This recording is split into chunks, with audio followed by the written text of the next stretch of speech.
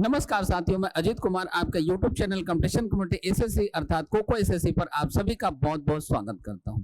आशा करता हूं आप सभी लोग काफी अच्छे होंगे। दोस्तों, आज हम लोग टेंस के कंडीशनल सेंटेंस पार्ट 2 को यहां पे पढ़ेंगे, लेकिन अपने वीडियो सेशन को शुरू करने के पहले एक बेहद खूबसूरत सा आप सबों के लिए कोट से। क्या कोट से भाई? आइए पढ़ते हैं हम लोग। Work hard in silence, let your success be the noise. कहने का मतलब यहाँ पे ये है कि आपको खामोशी से चुपचाप मेहनत करना चाहिए, अपने सफलता को उसका शोर मचाने दीजिए। यानी कि आप जब मेहनत कर रहे होंगे तो इसका पता किसी को नहीं चलना चाहिए, इसका किसी को एहसास भी ना होने पाए कि आप क्या कर रहे हैं। आपकी जो सफलता होगी वो खुद ब खुद लोगों को आपके मेहनत के बारे में बताएगी। ठीक है, चलिए तो अब आज के इस वीडियो सेशन की हम लोग शुरुआत करते हैं। लेकिन आज के इस वीडियो सेशन को शुरू करने के पहले हम आपको थोड़ा सा इन ब्रीफ रिवाइज करवाना चाहेंगे क्या कुछ हम लोगों ने पढ़ा था पिछले क्लास में, ताकि उस पर बेस्ड कुछ क्वेश्चन भी हम लोगों को मिले तो हम लोग उसको सॉल्व कर सके। फिर उसके आगे की चीजों को हम लोग और सीखेंगे और उन पर बेस्ड क्वेश्चन को भी बनाएंगे। ठीक है दोस्तों, चलिए तो फटाफट सबसे पहले हम लोग कुछ रिवाइज करना शुरू करते हैं। देखिए, हमने आपको कंडीशनल सेंटेंस टाइप 1 में ये बताया था कि यदि दो फ्यूचर के सेंटेंस एक साथ आपको दिखाई दे, जिसको हम लोग ओपन कंडीशनल सेंटेंस भी कहते हैं, यदि दो फ्यूचर के सेंटेंस आपको एक साथ दिखाई दे तो दोनों में हम लोग शैल विल का यूज एक साथ नहीं कर सकते।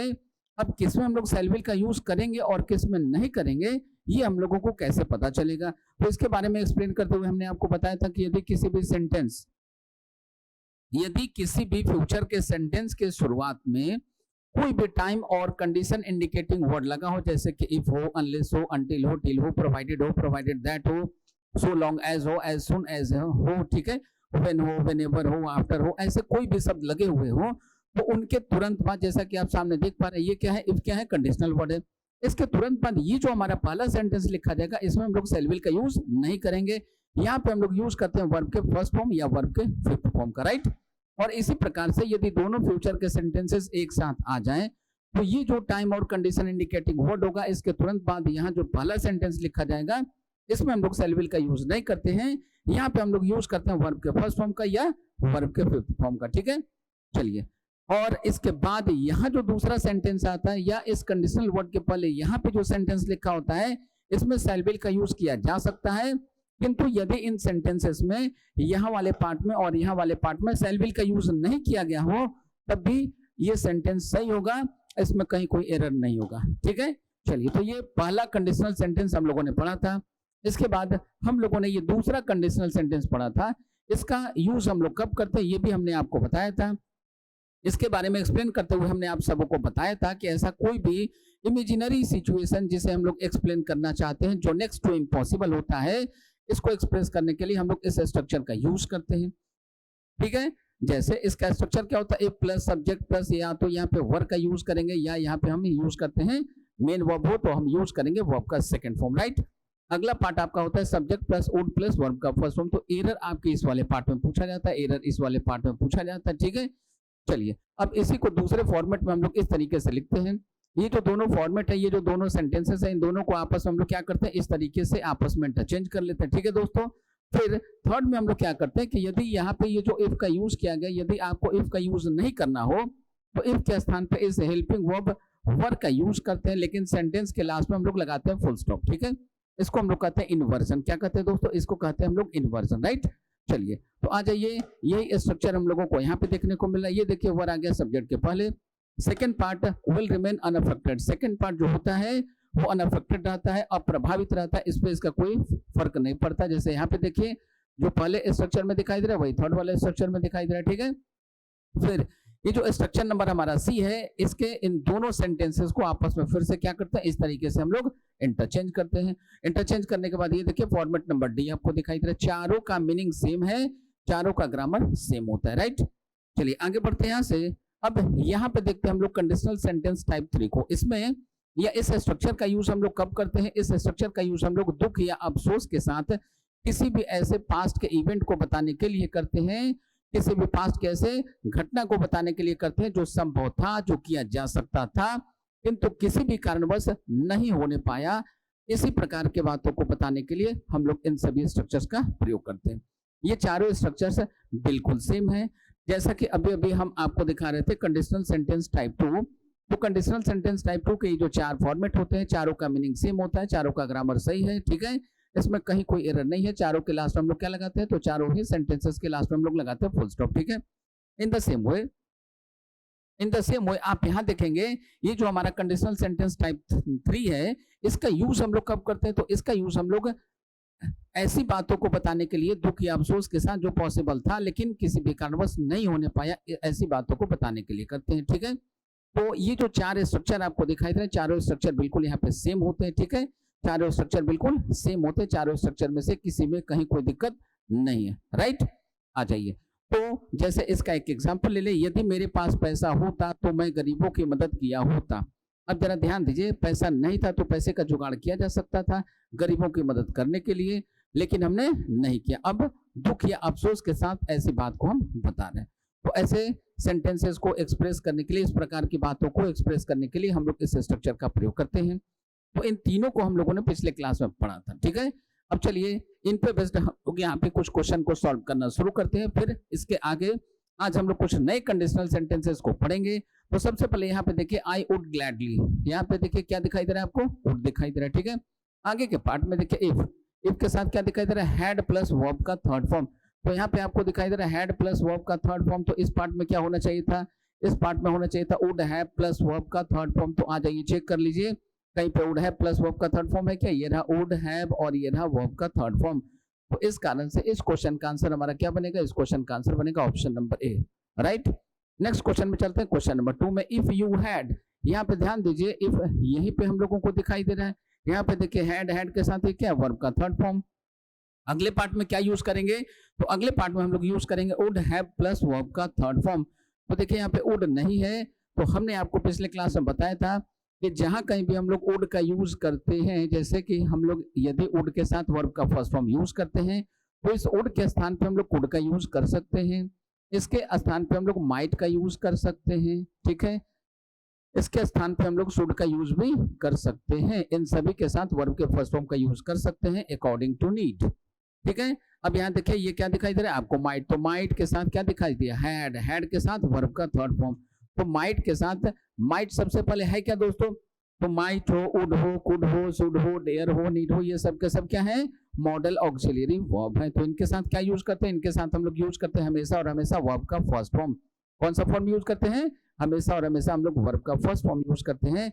इसलिए सबसे पहले यहाँ पे हैड नहीं आएगा, यहाँ पे आना चाहिए था हैव, क्या आना चाहिए था, हैव आना चाहिए था। आ जाइए ऑप्शन चेक करें हम लोग, माइट हैव हेल्प्ड, ऐसा अगर होता तो हमारा द बेस्ट आंसर होता, लेकिन माइट हैव प्लस वर्ब का थर्ड फॉर्म हम लोगों को दिखाई नहीं दे रहा है। अब यहाँ पे दो ऑप्शन हम लोगों को दिखाई दे रहा है, वुड हैव प्लस वर्ब का third form, might have plus verb का थर्ड फॉर्म। आइए सेंटेंस को थोड़ा पढ़ के हम लोग समझें। If you had told your problem yesterday, यदि कल तुम अपनी समस्या बताए होते, तो बताया तो जा सकता था, यानी ये कंडीशनल सेंटेंस टाइप 3 का एग्जांपल है। We might had helped you, तो माइट का प्रयोग हम लोग कब करते हैं, पॉसिबिलिटी को एक्सप्रेस करने के लिए। यहाँ पे पॉसिबिलिटी की कोई बात हो नहीं रही है, इसलिए हमारा ऑप्शन नंबर बी कैंसिल हो गया। Option number A already grammatically incorrect है, और वहां पे जो लिखा हुआ पार्ट है वो पहले से इनकरेक्ट है। तो इस क्वेश्चन का करेक्ट आंसर क्या बनेगा, अब हमारा करेक्ट आंसर बनेगा ऑप्शन नंबर सी। क्या बनेगा, ऑप्शन नंबर सी। तो हम लोग आपकी मदद के लिए वहां पे रहे होते। नेक्स्ट अगले क्वेश्चन की बात करते हैं। अगला क्वेश्चन देखिए क्या, if I were a millionaire, यदि मैं एक मिलियनेयर होता, ठीक है, होता, यानी ये क्या है, इमेजिनेशन है, यानी कि ये कंडीशनल सेंटेंस टाइप 2 का एग्जांपल है। आई वुड हैव हेल्प्ड, अब यहाँ पे देखिए ये इमेजिनेशन है, यहाँ पे हम लोग वर्ब का यूज करते हैं इफ के साथ, या फिर वर्ब के सेकंड फॉर्म का यूज करते हैं, ठीक है। तो अगले पार्ट में क्या यूज करते हैं, अगले पार्ट में यूज करते हैं हम लोग वुड प्लस वर्ब का फर्स्ट फॉर्म। क्या यूज करते हैं, वुड प्लस वर्ब का फर्स्ट फॉर्म। तो ये गलत हो गया। अब आ जाइए चेक कर लीजिए, वुड प्लस वर्ब का फर्स्ट फॉर्म कहाँ पे लिखा हुआ है, यहाँ पे लिखा हुआ है। तो इस क्वेश्चन का करेक्ट आंसर हो गया हमारा ऑप्शन नंबर सी। आते हैं अपने फोर्थ क्वेश्चन में। फोर्थ क्वेश्चन में देखिए क्या लिखा हुआ, I would accept the offer if I were you, यदि मैं तुम्हारे जगह होता तो मैं ऑफर को एक्सेप्ट कर लेता। यहाँ पे देखिए वर लिखा हुआ है, और अगले पार्ट में देखिए वुड प्लस वर्ब का फर्स्ट फॉर्म लिखा हुआ है। तो इस सेंटेंस में कहीं कोई गलती नहीं है। इस क्वेश्चन का आंसर बनेगा हमारा ऑप्शन नंबर डी। नेक्स्ट अब देखिए यहाँ पे कुछ और क्वेश्चन है हम लोगों के पास। इफ के साथ देखिए आपको क्या दिखाई दे रहा है, हैड प्लस वर्ब का थर्ड फॉर्म। क्या दिखाई दे रहा है, हैड प्लस वर्ब का थर्ड फॉर्म दिखाई दे रहा है, ठीक है दोस्तों। अब देखिए यदि फर्स्ट पार्ट में इफ के साथ हैड प्लस वर्ब का थर्ड फॉर्म है तो अगले पार्ट में क्या यूज करेंगे, वुड हैव प्लस वर्ब का थर्ड फॉर्म आ जाइए, चेक कर ले, वुड हैव प्लस वर्ब का थर्ड फॉर्म ऑलरेडी करेक्ट है, तो किसी इंप्रूवमेंट की कोई जरूरत नहीं है, इसका आंसर बनेगा हमारा ऑप्शन नंबर डी। नेक्स्ट अगले क्वेश्चन की बात करते हैं, इफ आई वॉज यू, यदि मैं तुम्हारी जगह होता, तो ये देखिए वुड प्लस है प्लस वर्ब का थर्ड फॉर्म, तो सबसे पहले ये गलत हो गया, इसमें दो दो गलतियां हैं, ठीक है। यहाँ पे सबसे पहले क्या होना चाहिए था, यहाँ पे होना चाहिए था वुड और इसके साथ वर्ब का फर्स्ट फॉर्म, ठीक है। आई वुड नॉट ज्वाइन, यहाँ पे प्रिंटिंग एरर है हम लोगों का, I would not join the party. अब यहाँ देखिए वॉज की जगह क्या होना चाहिए था, वर का यूज होना चाहिए था। अब वर ढूंढ लीजिए, इफ आई वर यू, इसके स्थान पे इसको हम लोग ऐसे भी लिख सकते हैं, वर आई यू, वर आई यू, तो करेक्ट आंसर बना हमारा इस क्वेश्चन का ऑप्शन नंबर सी। नेक्स्ट अब अगले क्वेश्चन की बात करते हैं, यहाँ पे देखिए आपको क्या देखने को मिल रहा है, यहाँ पे इफ के स्थान पे हेड आ गया, ठीक है। तो ये किसका एग्जांपल है, आगे पढ़ के देखिए, हैड प्लस वर्ब का थर्ड फॉर्म दिखाई दिया, अर्थात ये कंडीशनल सेंटेंस टाइप 3 का एग्जांपल है। तो अगले पार्ट में क्या यूज होना चाहिए, अगले पार्ट में यूज होना चाहिए वुड हैव प्लस वर्ब का थर्ड फॉर्म, क्या यूज होना चाहिए, वुड हैव प्लस वर्ब का थर्ड फॉर्म आ जाइए, चेक कर लीजिए, वुड हैव प्लस वर्ब का थर्ड फॉर्म यहाँ पे दिख रहा है, इसलिए इस क्वेश्चन का आंसर हो गया हमारा option number C. Next question number 8 में आते हैं, even if I had stood, यहाँ पे देखिए हैड प्लस वर्ब का थर्ड फॉर्म दिखाई दिया आपको, तो अगले पार्ट में क्या यूज करेंगे, वुड हैव प्लस वर्ब का थर्ड फॉर्म, तो ये बिल्कुल सही है, इसमें कहीं किसी इंप्रूवमेंट की कोई गुंजाइश नहीं है। नेक्स्ट आगे बढ़ते हैं, अगले क्वेश्चन की तरफ चले। अगला क्वेश्चन देखिए क्या है, if the room had been brighter, ये देखिए हैड प्लस वर्ब का थर्ड फॉर्म, तो इफ के साथ फर्स्ट पार्ट में आ गया हैड प्लस वर्ब का थर्ड फॉर्म, तो नेक्स्ट पार्ट में क्या यूज करेंगे, नेक्स्ट पार्ट में यूज करेंगे वुड हैव प्लस वर्ब का थर्ड फॉर्म, तो ये भी बिल्कुल सही है, इसमें भी किसी करेक्शन की कोई जरूरत नहीं है। क्वेश्चन नंबर 10 की बात करते हैं। क्वेश्चन नंबर 10 में देखिए यहाँ पे आपको दिखाई दे रहा है वुड हैव प्लस वर्ब का थर्ड फॉर्म, राइट। अगले पार्ट में क्या होना चाहिए, तो अगले पार्ट में यहाँ पे लिखा है न्यू, तो ये एरर हो सकता है। अभी सेंटेंस को पढ़ के हम सबको समझना होगा, आइए समझते हैं हम लोग। I would have awaited you at the station, मतलब मैं तुम्हारे लिए स्टेशन पर इंतजार कर रहा होता, या मैं तुम्हारा स्टेशन पर इंतजार कर रहा होता, इफ आई न्यू, यदि मैं जानता, दैट यू वुड कम, कि तुम आओगे, ठीक है, दैट यू वुड कम। अब यहाँ पे देखिए ये आपको न्यू दिखाई दिया, तो यदि मुझे जानकारी होती, तो जानकारी हो तो सकती थी ना, तो यहाँ पे आई न्यू की जगह यूज होना चाहिए था आई हैड नोन, क्या यूज होना चाहिए था, आई हैड नोन का यूज होना चाहिए था, ठीक है। ऑप्शन आइए चेक कर लें, तो हमारा एरर कहाँ पे है, या हमारा आंसर कहाँ पे है, यहाँ पे ऑप्शन नंबर ए में। नेक्स्ट अब यहाँ से आगे चलते, यहाँ से हम लोगों को कुछ नई चीजों को सीखना होगा, तो आइए अब यहाँ से हम लोग कुछ नई चीजों को सीखना शुरू करते हैं। देखिए अब हम लोग अगला कंडीशनल सेंटेंस पढ़ रहे हैं। अगले कंडीशनल सेंटेंस को पढ़ना, समझना, सीखना और इन पर बेस्ड क्वेश्चन को बनाना भी काफी आसान है। कैसे आसान है, आइए सीखते हैं। यहाँ पे देखिए अब आपको क्या देखने को मिलेगा, तो अभी तक हम लोग जो कंडीशनल सेंटेंस टाइप 1, टाइप 2 और टाइप 3 पढ़ रहे थे, उसमें जो दो पार्ट होते थे, दोनों को हम लोग कभी कभी आपस में ऐसे इंटरचेंज भी किया करते थे, ठीक है। लेकिन अब ये जो विस वाला पार्ट है दोस्तों, ये बिल्कुल चेंज नहीं होता, इसमें कहीं कोई परिवर्तन नहीं होता। पहले पार्ट में हमेशा आपको विस का प्रयोग ही देखने को मिलता है, और इसके बाद यहाँ पे जो सेकंड सेंटेंस यूज किया हुआ दिखाई पड़ता है, या जो सेकंड सेंटेंस आता है विस के बाद वाले पार्ट में, इसी में सिर्फ एरर पूछे जाते हैं। अब इसको कैसे आप टैकल करेंगे, कैसे आप सॉल्व करेंगे इस प्रकार के क्वेश्चन को, आइए हम लोग सीखते हैं।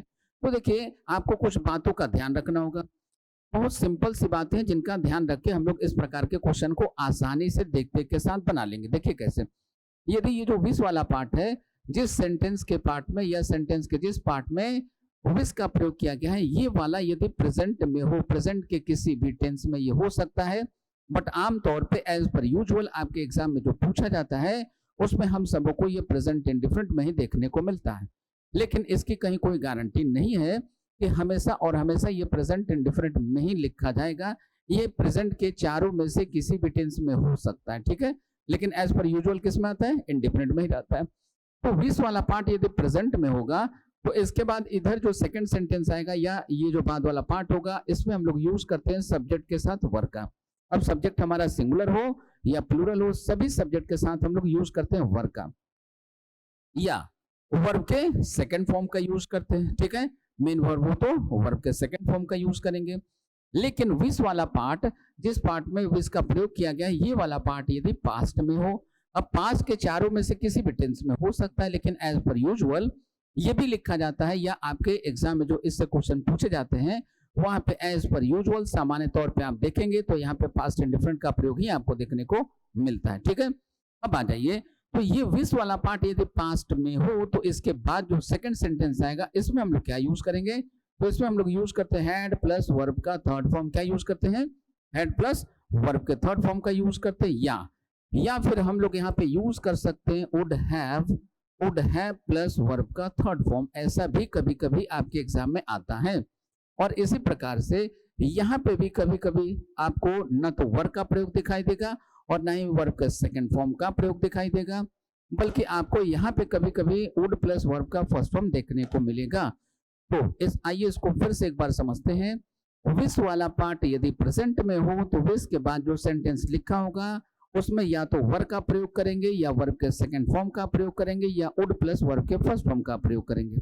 ठीक है, किंतु विश वाला पार्ट यदि पास्ट में हो तो इसके बाद जो सेंटेंस लिखा जाएगा उसमें हम लोग हैड प्लस वर्ब के थर्ड फॉर्म का प्रयोग करेंगे, या फिर वुड हैव प्लस वर्ब के थर्ड फॉर्म का प्रयोग करेंगे।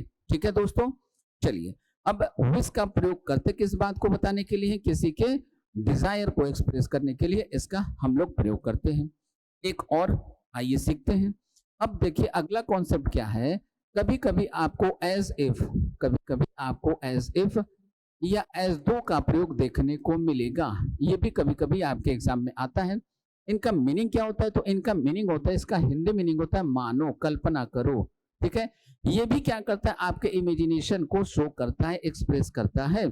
अब इनका कॉन्सेप्ट भी बड़ा आसान सा है, विश की तरह ही इनका भी कॉन्सेप्ट है। एज इफ के स्थान पे आप एज दो का प्रयोग कर सकते हैं। इन दोनों के प्रयोग में कहीं कोई अंतर नहीं है, दोनों का प्रयोग बिल्कुल समान है, इसलिए इन दोनों का प्रयोग एक दूसरे के स्थान पे हम सब कर सकते हैं। ठीक है, हम लोग इन दोनों का प्रयोग एक दूसरे के स्थान पे कर सकते हैं, अर्थात जहां कहीं भी एज इफ का प्रयोग करना है वहां पे एज दो का प्रयोग कर सकते हैं, जहां कहीं भी एज दो का प्रयोग करना है वहां पे हम लोग एज इफ का प्रयोग कर सकते हैं। ठीक है दोस्तों, चलिए अब देखें, इसके बाद इधर जो सेकंड पार्ट आता है, हमेशा एरर इसी वाले पार्ट में आपको देखने को मिलेगा।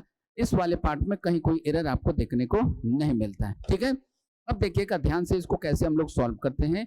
तो जैसे कि अभी हमने आपको विश वाले पार्ट को सॉल्व करना सिखाया, इन द सेम वे इसका भी ऐसे ही हम लोग यूज करते हैं। कहने का मतलब यह है कि यदि जिस पार्ट में एज इफ या एज दो का प्रयोग किया गया है, इस पार्ट का टेंस यदि प्रेजेंट हो, प्रेजेंट का कोई भी टेंस हो, ठीक है, तो इसके बाद यहाँ जो सेंटेंस यूज किया जाएगा इसको हम लोग रखते हैं वर्ब में, या वर्ब के सेकंड फॉर्म में, या यहाँ पे विशेष अवस्था में हम लोग यूज कर सकते हैं वुड प्लस वर्ब के फर्स्ट फॉर्म का।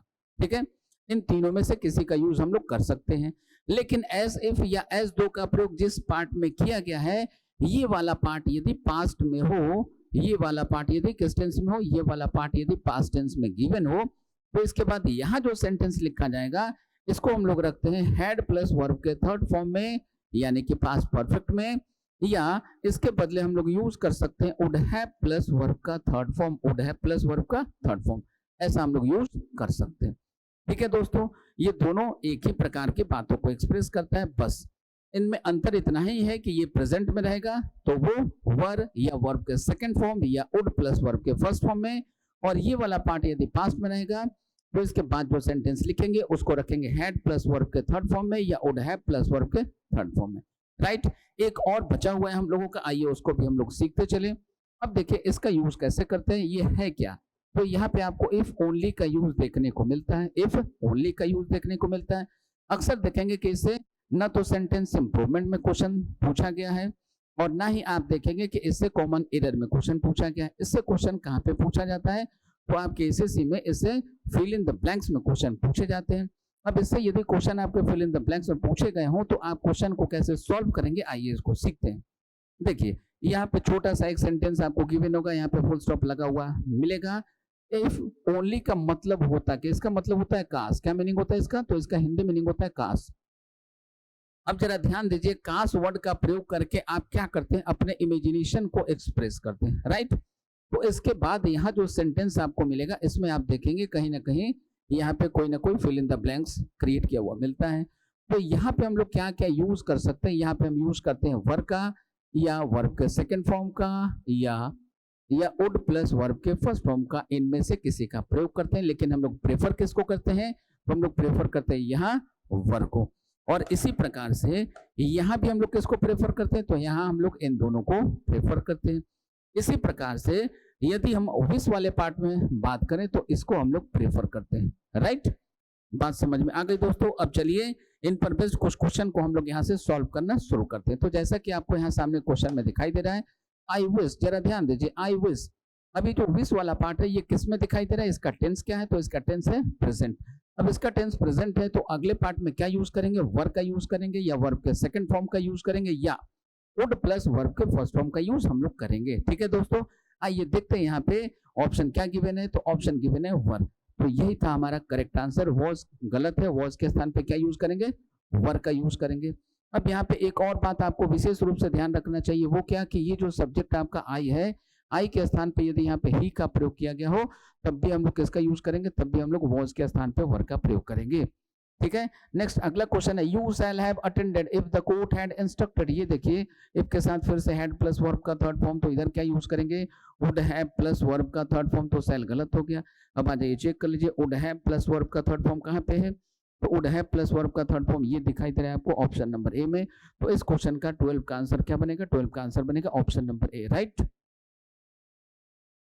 अगले क्वेश्चन की बात करें, अगले क्वेश्चन में देखिए क्या लिखा हुआ है, इफ ओनली, यहाँ पे देखिए आपको इफ ओनली का यूज दिखाई दिया, if only I had known about your arrival, यदि काश मुझे तुम्हारे आने के बारे में पहले से पता होता। ठीक है, अब यहाँ पे देखिए इफ ओनली के साथ किसका यूज किया गया, हैड प्लस वर्ब के थर्ड फॉर्म का। तो यहाँ पे ये जो इफ ओनली है, इस इफ ओनली का use fill in the blanks के रूप में नहीं किया गया। और यहाँ पे इफ ओनली का जो अभी हम लोगों ने कॉन्सेप्ट पढ़ा था, यहाँ पे उसका यूज नहीं हो पाया, इसका यूज यहाँ पे इफ के सेंस में हो गया। ठीक है, तो इफ वाले पार्ट में देखिए हैड प्लस वर्ब का थर्ड फॉर्म है, तो अगले पार्ट में क्या यूज करेंगे, वुड हैव प्लस वर्ब का थर्ड फॉर्म। तो देखिए वुड हैव प्लस वर्ब का थर्ड फॉर्म नहीं है, यहाँ पे वुड की जगह माइट का यूज किया गया है। ठीक है, अब जरा ऑप्शन देख लीजिए, तो ऑप्शन में हम लोगों को यहाँ पे ऑप्शन अवेलेबल है वुड हैव, क्या ऑप्शन अवेलेबल है, वुड हैव। तो इस क्वेश्चन का करेक्ट आंसर बनेगा दोस्तों हमारा ऑप्शन नंबर सी। ठीक है, क्योंकि माइट का प्रयोग करते हैं हम लोग पॉसिबिलिटी को एक्सप्रेस करने के लिए। ठीक है, अगले पार्ट में देखते हैं, यहाँ पे अगला जो क्वेश्चन है आपको फिर से क्या दिखाई दे रहा है, ये दिखाई दे रहा है विश। अब ये जो विश है इसका टेंस क्या है, तो इसका टेंस है हमारा प्रेजेंट। तो ये यदि प्रेजेंट में हो तो आगे वाले पार्ट में हम लोग क्या यूज करते हैं, वर्ब का यूज करते हैं, या वुड प्लस वर्ब के फर्स्ट फॉर्म का यूज करते हैं। तो यहाँ देखिए वुड का यूज किया गया है। अब ये जो स्टॉप्ड लगा हुआ है, स्टॉप्ड की जगह हमें क्या यूज करना होगा, हम लोगों को यहाँ पे यूज करना होगा स्टॉप। क्यों, क्योंकि वुड के साथ आएगा वर्ब का फर्स्ट फॉर्म। तो इस कारण से अभी गलती कहाँ पे है, तो ये हमारा फर्स्ट पार्ट था, ये सेकंड पार्ट था, ये थर्ड पार्ट है। तो इस क्वेश्चन का आंसर हमारा क्या बनेगा, 14 का आंसर बनेगा हमारा ऑप्शन नंबर सी। क्या बनेगा, ऑप्शन नंबर सी बनेगा दोस्तों। अगले क्वेश्चन की बात करते हैं, अगला देखिए अगला क्वेश्चन है, Gloria never seems to get tired. ठीक है, आई विश। अब ये देखिए आई विश, ये जो यहाँ पे लिखा हुआ है ये किस टेंस में लिखा हुआ है भाई, तो ये हमें दिखाई दे रहा है प्रेजेंट में। ठीक है, अब इसके आगे यहाँ जो आएगा ये इसका टेंस क्या होना चाहिए, तो या तो वर्ब होगा, या फिर क्या होगा वर्ब का सेकंड फॉर्म होगा, या फिर क्या होगा वुड प्लस वर्ब का फर्स्ट फॉर्म होगा। तो यहाँ देखिए वुड प्लस वर्ब का फर्स्ट फॉर्म यहाँ पे ये दिखाई दे रहा है। फिर देखिए आपको क्या दिखाई दे रहा है, फिर क्या दिखाई दे रहा है, हैव हैड। तो ये तो होगा नहीं, ये होगा नहीं, ये हैड मतलब ये भी है वर्ब का सेकंड फॉर्म। ठीक है, तो इन्हीं दोनों में से किसी एक का हम लोगों को यूज करना होगा। अब आ जाइए फिर से एक बार पढ़ के देख लीजिए, तो ये था आपका प्रेजेंट। ठीक है, तो इधर क्या होना चाहिए था, वर्ब या वर्ब का सेकंड फॉर्म, या वुड प्लस वर्ब का फर्स्ट फॉर्म। अब देखिए यदि आपको ये हैड दिखाई दे रहा है तो इसके जगह पे हम लोग प्रेफर किसको करेंगे, ऑप्शन नंबर ए को करेंगे। ठीक है, नेक्स्ट आगे बढ़ते हैं, कुछ और क्वेश्चन हम लोगों को यहाँ पे दिखाई दे रहा है। यहाँ पे देखिए फिर से आपको दिखाई दे रहा है सेंटेंस जिसमें विश का प्रयोग किया गया है, और विश का जिसमें प्रयोग किया गया है तो इसका विश का टेंस पता कीजिए। इस विश वाले पार्ट का टेंस क्या है, तो इसका टेंस है हमारा पास्ट। क्या है, पास्ट टेंस है। तो ये यदि पास्ट टेंस में हो तो अगले पार्ट में क्या यूज करते हैं दोस्तों, अगले पार्ट में हम लोग यूज करते हैं हैड प्लस वर्ब का थर्ड फॉर्म। क्या यूज करते हैं, हैड प्लस वर्ब का थर्ड फॉर्म, या हैड प्लस वर्ब का थर्ड फॉर्म ना हो तो वुड हैव प्लस वर्ब का थर्ड फॉर्म यूज करते हैं। तो आइए ऑप्शन को चेक करें, यहाँ पे देखिए हैड प्लस वर्ब का थर्ड फॉर्म एक ही ऑप्शन दिखाई दे रहा है, वुड हैव प्लस वर्ब का थर्ड फॉर्म है नहीं, इसलिए इस क्वेश्चन का करेक्ट आंसर बनेगा हमारा ऑप्शन नंबर से। नेक्स्ट अगले क्वेश्चन की बात करें, I was really sleepy today. ठीक है, आई विस्ड, ये देखिए विस्ड वाला जो पार्ट है ये फिर से चला गया पास्ट में, अब ये पास्ट में चला गया तो इसके आगे जो भी हम यूज करेंगे उसको क्या यूज करेंगे, उसमें हम यूज करेंगे हैड प्लस वर्ब का थर्ड फॉर्म या वुड हैव प्लस वर्ब का थर्ड फॉर्म। राइट दोस्तों, अब आ जाइए ऑप्शन चेक करें। वुड हैव प्लस वर्ब का थर्ड फॉर्म कहीं दिख नहीं रहा है। अब देखिए हैड प्लस वर्ब का थर्ड फॉर्म कहीं है क्या, तो एक ही ऑप्शन है जिसमें हैड प्लस वर्ब का थर्ड फॉर्म दिखाई दे रहा है। ये जो पहला हैड है ये सेकंड फॉर्म है, ठीक है, ये हेल्पिंग वर्ब है और ये क्या है भाई, ये हमारा मेन वर्ब है। तो इस कारण से इस क्वेश्चन का आंसर हमारा क्या बनेगा, इस क्वेश्चन का आंसर हमारा बनेगा दोस्तों ऑप्शन नंबर सी। क्या बनेगा, ऑप्शन नंबर सी बनेगा। आइए अगले क्वेश्चन की तरफ चलते हैं। अगला क्वेश्चन ध्यान से देखिए क्या है हम लोगों का, यहाँ पे फिर से हम लोगों को विस का यूज देखने को मिल रहा है, ठीक है। अब विस वाला ये जो पार्ट लिखा हुआ है ये किस में है, तो ये है दोस्तों प्रेजेंट में। अब ये यदि प्रेजेंट में हो तो अगला पार्ट किस में लिखा जाएगा, अगला पार्ट किस में लिखा जाएगा, वो लिखा जाएगा हमारा वुड प्लस वर्ब का फर्स्ट फॉर्म, या प्रेफर करते हैं वर्ब को या फिर वर्ब के सेकंड फॉर्म को। तो तीनों में से कौन सा यहाँ पे अवेलेबल है, जरा ध्यान से देखें हम लोग। देखिए यहाँ पे वर्ब हम लोगों को अवेलेबल है नहीं, वर्ब का सेकंड फॉर्म हम लोगों को यहाँ पे दिखाई दे रहा है, वुड प्लस वर्ब का फर्स्ट फॉर्म हम लोगों को अवेलेबल नहीं है ऑप्शन में। तो इस कारण से अब हमें आंसर करना होगा ऑप्शन नंबर ए। नेक्स्ट अगले क्वेश्चन की बात करें, यहाँ देखिए यहाँ फिर से आपको विस दिखाई दे रहा है और ये जो विस दिखाई दे रहा है इसका टेंस क्या है, तो इसका टेंस है प्रेजेंट। अब ये यदि प्रेजेंट में है तो अगला पार्ट किस में लिखा जाएगा, अगला पार्ट या तो वर्ब का सेकंड फॉर्म होगा या वर होगा या वुड प्लस वर्ब का फर्स्ट फॉर्म होगा। राइट, आ जाइए चेक करें। तो ये देखिए आपको यहाँ पे दिखाई दे रहा है नो, क्या दिखाई दे रहा है दोस्तों, आपको यहाँ पे दिखाई दे रहा है नो। अब ये नो क्या है, ये वर्ब का फर्स्ट फॉर्म, ये वर्ब का फर्स्ट फॉर्म है इसलिए गलत हो गया। क्यों, यहाँ पे जरूरत है वर्ब के सेकंड फॉर्म की। तो ढूंढ लीजिए वर्ब का सेकंड फॉर्म कहीं पे है क्या, हम लोगों को यहाँ पे कहीं वर्ब का सेकंड फॉर्म दिख नहीं रहा है। अच्छा ये पूरा यहाँ से लिया हुआ है, आई से लेके नो तक का पार्ट दिया हुआ है, ठीक है। तो आई विश आई न्यू, ये रहा वर्ब का सेकंड फॉर्म। तो इस कारण से इस क्वेश्चन का आंसर बन जाएगा दोस्तों हमारा ऑप्शन नंबर बी, ठीक है। चलिए आगे बढ़ते हैं, कुछ और क्वेश्चन को देखते हैं हम लोग। अब देखिए अगला क्वेश्चन हमारा क्या है, अगला क्वेश्चन है हमारा इफ ओनली से। यहाँ देखिए इफ ओनली आपको दिखाई दिया, इफ ओनली के बाद हम लोग क्या यूज करेंगे, तो वर्ब का सेकंड फॉर्म यूज करते हैं या वर्ब का यूज करते हैं या वुड प्लस वर्ब का वुड प्लस वर्ब का फर्स्ट फॉर्म यूज करते हैं। तो यहाँ पे नो का यूज तो होगा नहीं, यहाँ पे क्या होना चाहिए था, यहाँ पे हम लोगों को यूज करना चाहिए था न्यू का, ठीक है। यहाँ देखिए अगले क्वेश्चन में फिर से इफ ओनली आ गया। अब देयर के बाद यहाँ पे इस के स्थान पे क्या यूज करेंगे, तो यहाँ पे यूज करेंगे हम लोग वॉज का। राइट, बातें समझ में आ रही होगी। चलिए आगे बढ़ते हैं, अगले क्वेश्चन की तरफ देखते हैं। अगला क्वेश्चन देखिए हमारा क्या है 22 नंबर, इफ ओनली यहाँ पे दिखाई दिया। अभी देखिए सी वर का यूज कर लिया गया। अब आप में से कुछ बच्चों के मन में एक डाउट आ सकता है, क्या आएगा, सर ये जो सब्जेक्ट है ना हमारा सी, ये तो सर सिंगुलर है, तो सिंगुलर सी के साथ हम लोग क्या यूज करते हैं, ये जो सी का यूज करते हैं इसके साथ हम लोग आमतौर पे यूज करते हैं वॉज का। किसका यूज करते हैं, वॉज का। लेकिन दोस्तों आपको ये भूलना नहीं है कि ये कंडीशनल सेंटेंस है और कंडीशनल सेंटेंस में हम लोग सभी नंबर और पर्सन के साथ इमेजिनरी सिचुएशन को एक्सप्रेस करने के लिए हम लोग क्या यूज करते हैं, तो हम लोग यूज करते हैं वर्ब का। किसका यूज करते हैं, हम लोग यूज करते हैं वर्ब का। आ जाइए चेक कर लें, तो यहाँ पे वर्ब का यूज आपको दिखाई दे रहा है, इसलिए इस सेंटेंस में फिलहाल कहीं कोई एरर नहीं है। तो इस क्वेश्चन का आंसर बनेगा हमारा no error, that is option number D. Next अब देखते हैं और कोई क्वेश्चन है क्या, नहीं है। तो अब आज का हम लोगों का ये जो कंडीशनल सेंटेंस था, कंडीशनल सेंटेंस हम लोगों का यहाँ पे कंप्लीट होता है, ओवर होता है। राइट, तो अब क्या करेंगे, अब हम लोग अपने अगले वीडियो में मिलेंगे एक नए टॉपिक के साथ। आशा करते हैं अगले वीडियो में हम आपको कुछ वोकैब के वीडियो प्रोवाइड करा सकें, ठीक है। तो मिलते हैं हम लोग अपने अगले वीडियो में, तब तक के लिए जय हिंद जय भारत। अगर आप चाहते हैं अपने कैरियर को एक नई दिशा देना और सुनहरे भविष्य को साकार करना, तो जुड़िए कंपटीशन कम्युनिटी के साथ। आज ही हमारे वेबसाइट के कैरियर पेज पर विजिट करें अथवा डिस्क्रिप्शन बॉक्स पर दिए गए लिंक पर क्लिक करें। हमेशा आपके साथ टीम कोको।